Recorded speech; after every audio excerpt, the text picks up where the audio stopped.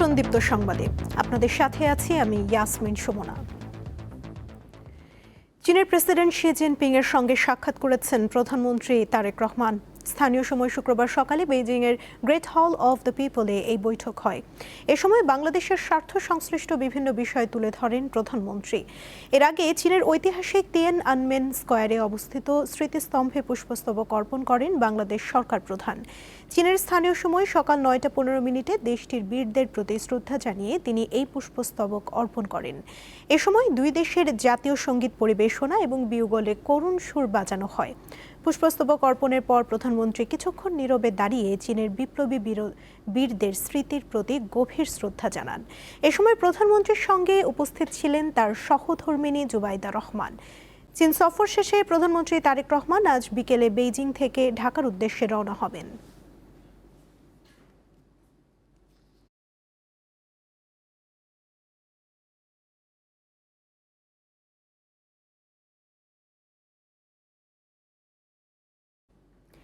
আজ 10ই মহররম, পবিত্র আশুরা। দিনটি সারা বিশ্বের মুসলমানদের কাছে অত্যন্ত তাৎপর্যপূর্ণ ও শোকাবহ। ইসলামের ইতিহাসে এই দিনে সংঘটিত নানা গুরুত্বপূর্ণ ঘটনার মধ্যে কারবালার মর্মান্তিক ঘটনা বিশেষভাবে স্মরণ করা হয়। হিজরি 61 সনের 10 মহররম কারবালার প্রান্তরে ফোরাত নদীর তীরে মহানবী হজরত মুহাম্মদ সাল্লাল্লাহু আলাইহি ওয়াসাল্লামের দৌহিত্র হজরত ইমাম হোসাইন রাদিয়াল্লাহু তাআলা এবং তার পরিবারের সদস্যরা নির্মমভাবে শহীদ হন। ইসলাম ধর্মের মহান আদর্শ সমুন্নত রাখতে এই আত্মত্যাগ মানবতার ইতিহাসে সমুজ্জ্বল হয়ে আছে। কারবালার শোকাবহ এই ঘটনা অন্যায় ও অত্যাচারের বিরুদ্ধে সোচ্চার হতে অনুপ্রেরণা যোগায়।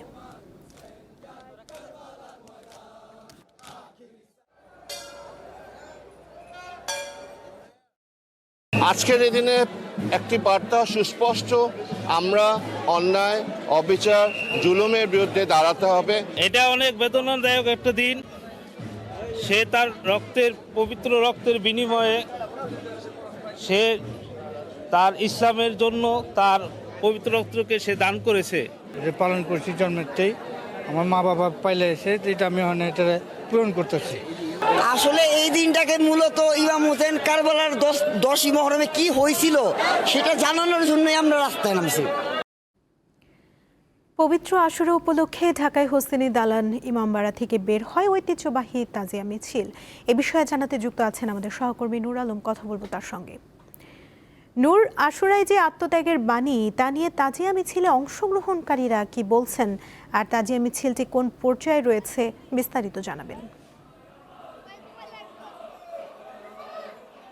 সুমনা, আপনি জানেন যে ঐতিহাসিক সেই কারবালার প্রান্তরে কিন্তু অন্যায় এবং অবিচারের প্রতি যে লড়াই, সে লড়াই করতে গিয়ে কিন্তু হযরত মুহাম্মদ সাল্লাল্লাহু আলাইহি ওয়াসাল্লামের প্রিয় দৌহিত্র হযরত ইমাম হোসাইন রাদিয়াল্লাহু তাআলা আনহু তিনি কিন্তু সপরিবারে শহীদ হন এবং সেই শহীদের প্রতি সমবেদনা জানাতে, অর্থাৎ তার পরিবার এবং তার প্রতি সমবেদনা জানাতে কিন্তু প্রতি বছর কিন্তু যা ধর্মপ্রাণ মুসলমান রয়েছে এবং সকল শ্রেণী পেশার মানুষই কিন্তু এই তাজিয়া মিছিলে অংশগ্রহণ করে থাকে এবং বেলা 10টায় কিন্তু এই তাজিয়া মিছিল শুরু হয়েছে। জানেন যে ঐতিহাসিক যে পুরান যে হোসেনি দালান, সেখান থেকে কিন্তু সকাল 10টায় এই তাজিয়া মিছিল আনুষ্ঠানিক তাদের কার্যক্রম সেই কার্যক্রম মধ্য দিয়ে শুরু হয়েছে এবং আমরা যারা এখানে যে তাজিয়া মিছিল যে কমিটি রয়েছে তাদের সাথে কথা বলছি, তারা বলছে যে আসলে যেহেতু একটি ধর্মীয় ভাব গাম্ভীর্য এবং শোক এবং যে দ্রোহের যে প্রতীক, সেই প্রতীককে কিন্তু তারা সেই শোককে তারা শক্তিতে রূপান্তর করে যে ধর্মীয় যে বার্তা সেটা কিন্তু পুরো বিশ্বের মাঝে ছড়িয়ে দিতেই কিন্তু তাদের এই তাজিয়া মিছিলের মূল কাজ। তারা বলছেন যে এবার যেহেতু আপনি জানেন পুরো সংকটময় কিন্তু একটি অবস্থার মধ্য দিয়ে পুরো পৃথিবী চলছে, বৈশ্বিক বিভিন্ন যুদ্ধ পরিস্থিতি থেকে শুরু করে সব ধরনের সেই থেকে বার্তা যে আসলে যে সৌহার্দ্য এবং যে সম্প্রীতিময় বিশ্ব গড়ার প্রত্যয় কিন্তু তাজিয়া মিছিলের এবারের যে মূল আনুষ্ঠানিকতা এবারে কিন্তু এই প্রতিপাদ্য।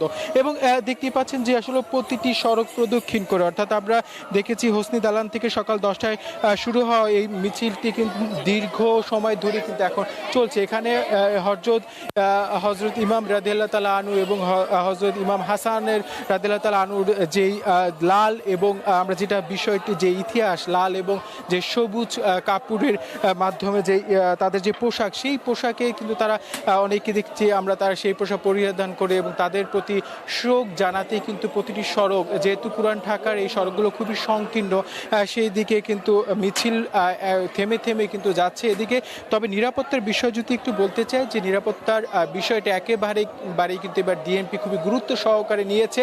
এখানে কাজ করছে র্যাপিড অ্যাকশন ব্যাটালিয়ন, র্যাব, সাদা পোশাকধারী বিভিন্ন গোয়েন্দা সংস্থা থেকে শুরু করে ডিএমপি, ঢাকা মেট্রোপলিটন পুলিশ, এবং কোনো রকম যেন কোনো অপ্রীতিকর ঘটনা বা কোনো রকম কোনো না হয় সেই বিষয়ে কিন্তু এবার মাথায় রেখে রেখে এবং নির্দেশনাও দেওয়া হয়েছিল আগে, যে কোন কোন রাস্তা, কোন কোন যে সড়ক সর্বসাধারণ পরিত্যাগ করবে। এবং এই মিছিলটা আসলে চলছে, এবং তারা যে মিছিলটা চলছে, এবং আপনি দেখতেই পাচ্ছেন যে মিছিল কিন্তু সকল শ্রেণী পেশার মানুষের যে অংশগ্রহণে কিন্তু পুরো আজকের যে শোকের যে মিছিল, তাজিয়া মিছিল, তারা অংশগ্রহণের মধ্য দিয়ে এটা শক্তিতে, ধর্মীয় শক্তিকে রূপান্তর কথা বলছেন এখানে যারা অংশগ্রহণ করে, যারা মিছিলে, তাজিয়া মিছিলে অংশগ্রহণকারীরা, তারা এই বিষয়টি কিন্তু আসলে তারা বার্তা দিচ্ছেন। সুমনা, এই ছিল আমার কাছ থেকে পুরান ঢাকার যে ঐতিহ্যবাহী যে তাজিয়া মিছিল, সেই তাজিয়া মিছিলের সর্বশেষ। সুমনা। নূর, ধন্যবাদ আপনাকে। এবারে বিআরবি কেবলস নিবেদিত ফিফা ওয়ার্ল্ড কাপ 2026।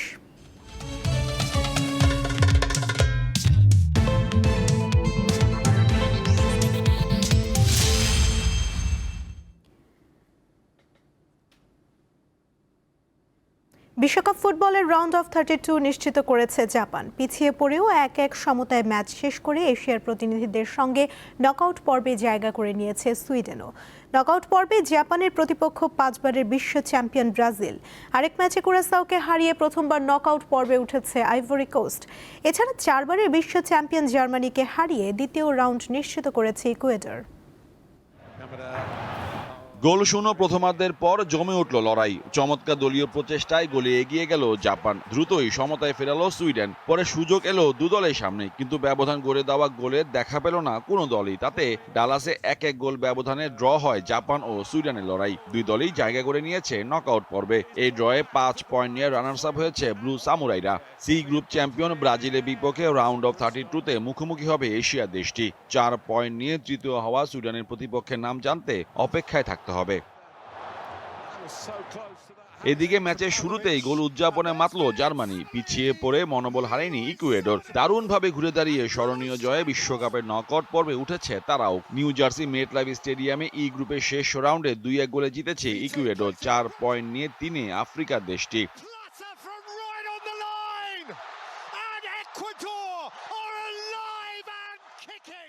চমক দেখানো কুরাসাও এবার ফ্যাকাশে আইভরি কোস্টের বিপক্ষে। আগের ম্যাচে 15টি সেভ করা গোলরক্ষক ইলয় রুমও পারলেন না পোস্ট আগলে রাখতে। আইভরি কোস্টও যে আহামরি খেলেছে তাও না, তবে দুটি সুযোগ কাজে লাগিয়ে ইতিহাস গড়ে তারা উঠে গেল উত্তর আমেরিকা বিশ্বকাপে নকআউট পর্বে। 1 পয়েন্ট পাওয়া কুরাসাওয়ের পথচলা থামল বিশ্বকাপের গ্রুপ পর্বে।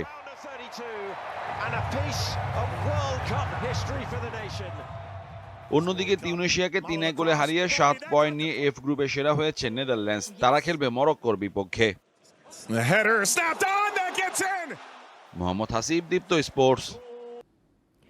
ফুটবলের মাঠের লড়াইয়ে কোথাও জয়ের আনন্দে ভিজে পুরো শহর, আবার কোথাও পরাজয়ের হতাশায় নীরব হয় হাজারো কণ্ঠ। স্বাগতিক মেক্সিকোর দাপুটে জয় গ্রুপ সেরা হয়ে নকআউটে ওঠার উৎসব। অন্যদিকে সাউথ আফ্রিকার কাছে হেরে অনিশ্চয়তায় পড়ে যাওয়া সাউথ কোরিয়ার সমর্থকদের দীর্ঘশ্বাস। বৃষ্টি উপেক্ষা করে বুধবার রাতে মেক্সিকো সিটির সড়কে ঢল নামে হাজারো ফুটবল প্রেমীর। চারদিকে যেন এক উৎসবের আবহ। সমর্থকদের গান আর স্লোগানে মুখর পুরো এলাকা। চেকিয়াকে 3-0 গোলে হারিয়ে গ্রুপ পর্বে শতভাগ সাফল্য নিয়ে নকআউট পর্বে স্বাগতিক মেক্সিকো। একদিকে যেমন মেক্সিকোতে উৎসব, অন্যদিকে সাউথ কোরিয়ার রাজধানী সিওলে দেখা গেল সম্পূর্ণ ভিন্ন চিত্র। বিশ্বকাপের ভাগ্য নির্ধারণী ম্যাচ দেখতে গোয়াংহামুন স্কোয়ারে হাজির হন হাজারো সমর্থক। সময় গড়ানোর সঙ্গে সঙ্গে বাড়তে থাকে উদ্বেগ। শেষ পর্যন্ত 63 মিনিটে থাপেলো মাসিকোর একমাত্র গোলে সাউথ কোরিয়া বিপক্ষে জয় তুলে নেয় সাউথ আফ্রিকা।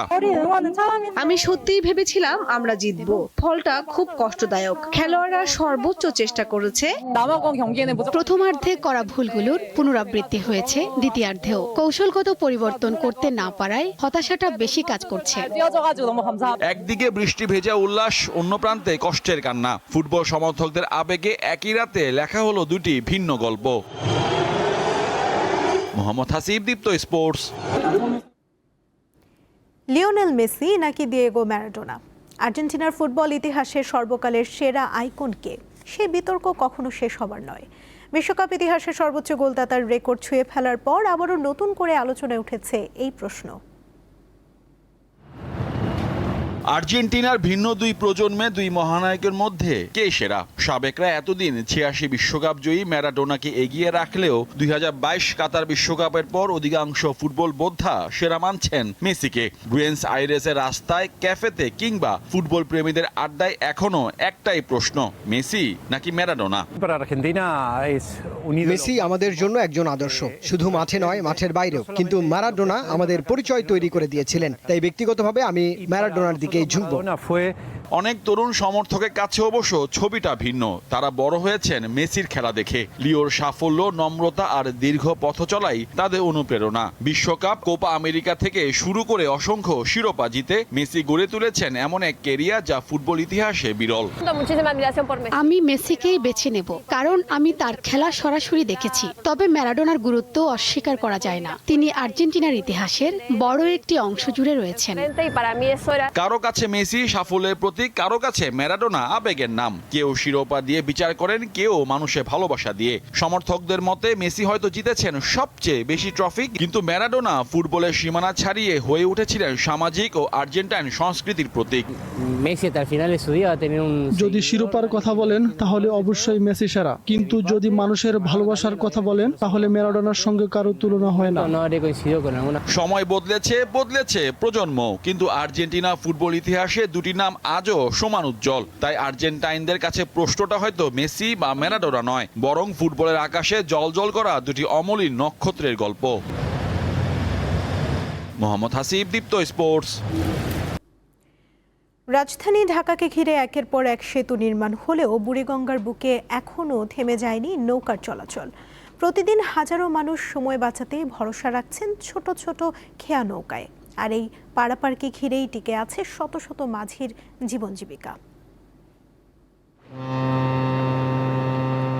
কমপক্ষে ৪০০ বছরের ঐতিহ্যবাহী বুড়িগঙ্গা নদী। সময়ের সঙ্গে বদলেছে নদীর গতিপথ, বিস্তৃত হয়েছে ঢাকা শহর, কিন্তু নদীকেন্দ্রিক জীবন জীবিকার অনেক চিত্র এখনও রয়ে গেছে। ঢাকার বুক চিরে বয়ে যাওয়া বুড়িগঙ্গা নদীর এক পারে পুরান ঢাকা, অন্য পারে কেরানীগঞ্জ। এই দুই পার্কে যুক্ত করেছে বেশ কিছু সেতু। তবুও সময় বাঁচিয়ে নদী পার হতে হাজার হাজার মানুষের একমাত্র ভরসা এই ছোট ছোট কাঠের নৌকা। আর এই নৌকার সঙ্গে জড়িয়ে রয়েছে অসংখ্য মাঝির জীবিকা। বুড়িগঙ্গা ঘিরে রয়েছে ৪০টি খেয়া ঘাট। প্রতিদিন ভোর থেকে গভীর রাত পর্যন্ত এসব ঘাট দিয়ে চলে পারাপার। সেতু থাকার পরও কেন মানুষ নৌকাই বেছে নিচ্ছেন? মনে করেন যে ব্রিজ থেকে যে গেলাম আমরা, গাড়িতে বসে থাকতে হবে বা জ্যামে বসে থাকতে হবে, আর এখানে আমরা ইজিলি যাচ্ছি মুভিং আর আরামসে করতে পারছি, কোনো প্রবলেম, কোনো হ্যাসেল ছাড়া। আমার ধরেন এই কাজ হইলো এইখানেই, আমার ওইখান থেকে যাই আবার ঘুরে এইখানেই আসতে হবে, এই কারণেই নৌকা ব্যবহার করা হয়। দুর্ঘটনা গাড়িতে হইতে পারে না, তার কারণ গাড়ির তো নেই, এটার দুর্ঘটনা কম। তো এই সিজনে অনেক সময় কষ্ট হয়, নদীর পানি খুব দূষিত হয়ে যায়, পারাপারে গন্ধ হয়। শুধু যাত্রী নয়, এই নৌকাগুলোর সঙ্গে জড়িয়ে আছে শত শত মাঝির জীবন জীবিকা। বছরের পর বছর ধরে মাঝিরা নদীতে বৈঠা চালিয়ে জীবিকা নির্বাহ করছেন। ঝড়, বৃষ্টি কিংবা শীত, কোনো প্রতিকূলতাই তাদের থামাতে পারে না। ৩৬ বছর ধরে বুড়িগঙ্গার বুকে নৌকা বাইছেন মাঝি রজ্জব আলী। এই নৌকা বেয়েই তার জীবিকা নির্বাহ করছেন, পড়াশোনা করিয়েছেন সন্তানদের। কাম করি ৬০০ টাকা ৭০০ টাকা বা গড়া লাগে ১,০০০ টাকা দিতে পারি না। এই কোন ৫০০ হয়, কোন ৭০০ হয়, কোন ১,০০০ হয়, কোন হয় না, এই আর কি। এইটা দিয়ে মনে করেন পড়ালেখা যা আছে সংসার মানে সবাই চলতেছে এটা দিয়ে। কাজ কাম করি নৌকা পাই আসেন, শিখছি নৌকা পাওয়া। এখন আগে তখন ইনকাম অনেক ভালো হইতে, এখন ইনকাম একটু কম। আমরা যদি পড়ালেখা করতাম তাহলে তার বুড়িগঙ্গা এত কষ্ট করি, এত মেহনতি করে এসব কাম করতাম না। কত বৃষ্টি, বন্যা, বাতাস। তবে সময়ের সঙ্গে বদলেছে এই পেশার বাস্তবতা। বেড়েছে নৌকা রক্ষণাবেক্ষণ ব্যয়, কমেছে আয়। নদীর দূষণ, বাড়তি প্রতিযোগিতা এবং অনিশ্চয়তা মাঝিদের জীবনকে করে তুলেছে আরও কঠিন।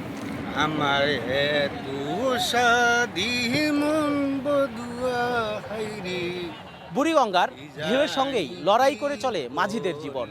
নৌকাই তাদের সংসারের হাল, স্বপ্ন ও বেঁচে থাকার অবলম্বন। আয় কম, কষ্ট বেশি, তবুও জীবনের তাগিদে প্রতিদিন বইটা হাতে নামতে হয় নদীতে। জহিরুল মোহসান, দীপ্ত সংবাদ, বুড়িগঙ্গা, ঢাকা। কাপ্তাই হ্রদে চলছে মাছ শিকারে 3 মাসের নিষেধাজ্ঞা। এই সময়ে সরকারি প্রণোদনা দেয়া হলেও তা পর্যাপ্ত না হওয়ায় মানবেতর জীবনযাপন করতে হচ্ছে জেলেদের। এজন্য জেলে পরিবারগুলোর জন্য বরাদ্দ বাড়ানোর দাবি সংশ্লিষ্টদের। কাপ্তাই হ্রদে সব ধরনের মাছ শিকারে গত 1 মে থেকে নিষেধাজ্ঞা দেয় সরকার। 3 মাসের নিষেধাজ্ঞা চলবে 31 জুলাই পর্যন্ত। দীর্ঘ সময়ে মাছ ধরতে না পেরে বেকায়দায় পড়েছেন স্থানীয় জেলেরা। জল আর জালের মিতালিতে যাদের জীবন চলে তারা এখন বেকার সময় পার করছেন। নিষেধাজ্ঞাকালীন হ্রদে মাছ ধরা, বাজারজাত, মাছ সংরক্ষণ ও পরিবহন বন্ধ থাকে। এতে সবচেয়ে বেশি প্রভাব পড়েছে খাগড়াছড়ির মহালছড়ির জেলে পল্লীগুলোতে। প্রতি বছরে 3 মাস কাপ্তাই লেক বন্ধ থাকে। বন্ধ মৌসুমে এইখানে পোনা ছাড়া হয়। সরকার আমাদের মাসে 20 কেজি করে চাউল দিতেছে, সেই চাউলে আমাদের চলতেছে না। অবশ্য সরকারিভাবে কার্ডের মাধ্যমে জেলেদের প্রতি মাসে 20 কেজি করে চাল দেয়া হচ্ছে। তবে তা পর্যাপ্ত না হওয়ায় চালের পরিমাণ বাড়ানো এবং আয়ের বিকল্প ব্যবস্থা করার দাবি জানান তারা। 9 মাস জাল চলে, 3 মাস সাইট বন্ধ থাকে, সংসার নিয়ে খুব কষ্ট হয়ে যায়। সঠিক সময়ে যদি আপনার সাইট খুলে তে মনে করেন যে আমরা সুখ শান্তিতে চলতে পারি। মাছ ধরা নিষেধাজ্ঞাকালীন সময়ে জেলেদের বিকল্প আয়ের ব্যবস্থা করার আশ্বাসও দিলেন এই কর্মকর্তা। ধরা নিষিদ্ধ করা হয় সরকারের পক্ষ থেকে, সেই সময়ে তাদের জন্য কিছু পুনর্দানের ব্যবস্থা করা হয়। পাশাপাশি লোকালি আমরা যেন তাদের কর্মসংস্থান হয় সে বিষয়ে আমরা বেশ কিছু পদক্ষেপ গ্রহণ করেছি। কাপ্তাই হ্রদের 4টি মৎস্য অবতরণ কেন্দ্র রয়েছে। এর মধ্যে শুধুমাত্র মহালছড়িতেই 3000-এরও বেশি জেলে রয়েছে। কামরুন নাহার, দীপ্ত, বার্তাকক্ষ।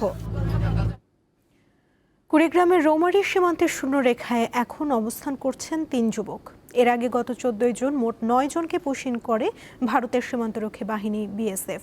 কিন্তু তাৎক্ষণিকভাবে বিজিবির শক্ত অবস্থানের কারণে ওই 9 জন বাংলাদেশে প্রবেশ করতে পারেনি। পরে শূন্যরেখায় অবস্থান নিলে 6 জনকে ফিরিয়ে নেয় ভারত। মন্দুরচর সীমান্তে রয়ে যান বাকি 3 জন। এদিকে নওগাঁর কয়েকটি উপজেলার মোট 130 কিলোমিটার সীমান্ত দিয়ে অবৈধ পুশিন প্রতিরোধে টহল জোরদার করেছে বিজিবি।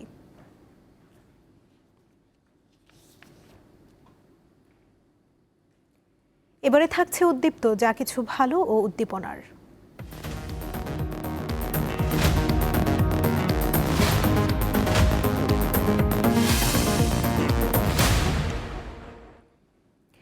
একটি সমন্বিত কৃষি ক্লিনিক স্থাপন করে সাড়া ফেলেছেন দিনাজপুরের কৃষক আমিনুল ইসলাম।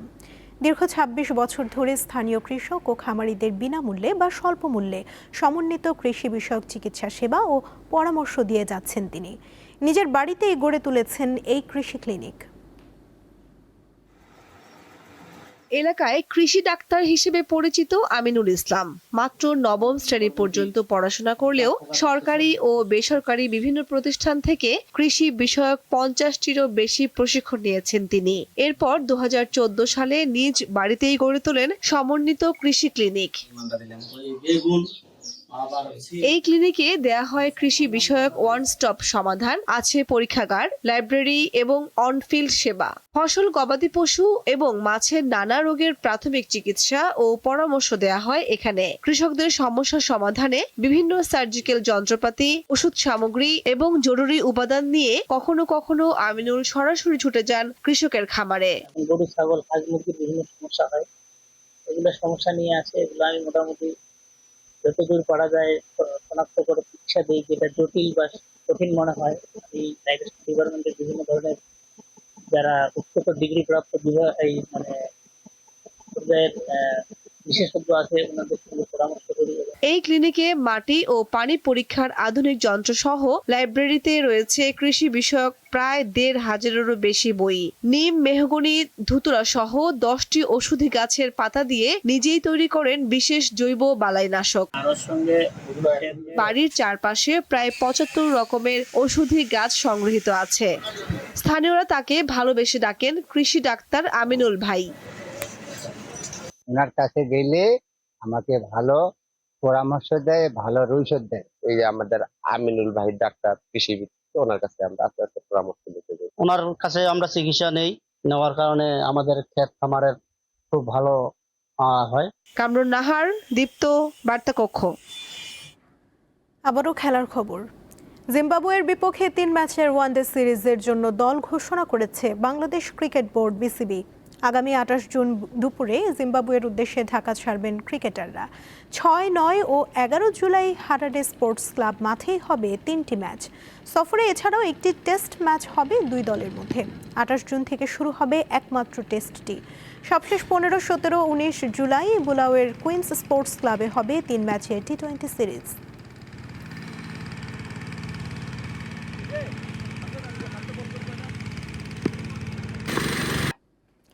এই ছিল এখনকার মতো। পরবর্তী সংবাদ দুপুর 2টায় দেখার আমন্ত্রণ রইল।